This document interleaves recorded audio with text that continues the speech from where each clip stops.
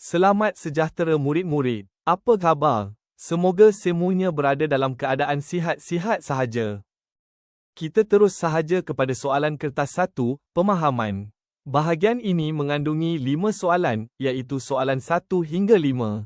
Soalan-soalan yang dikemukakan merupakan soalan objektif aneka pilihan. Anda perlu membaca bahan yang diberikan dengan telitinya untuk menjawab soalan-soalan yang dikemukakan.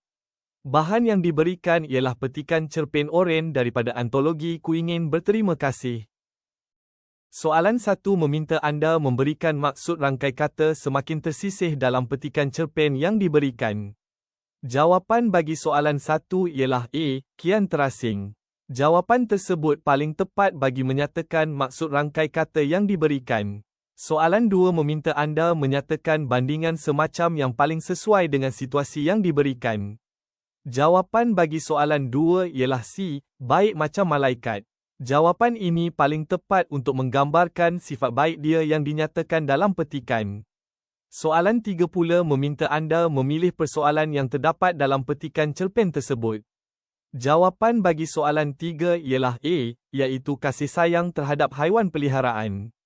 Persoalan ini dapat diperoleh daripada pembacaan keseluruhan petikan yang diberikan.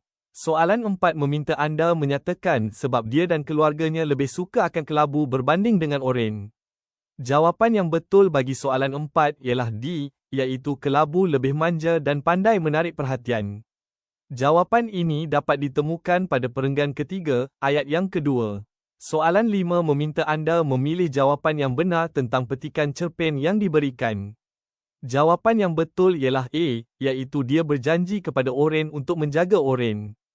Jawapan ini dapat ditemukan pada perenggan pertama, baris yang kedua. Setakat ini sahaja murid-murid. Semoga anda semua berjaya menjawab soalan-soalan dalam bahagian pemahaman dengan baiknya. Sekian, terima kasih.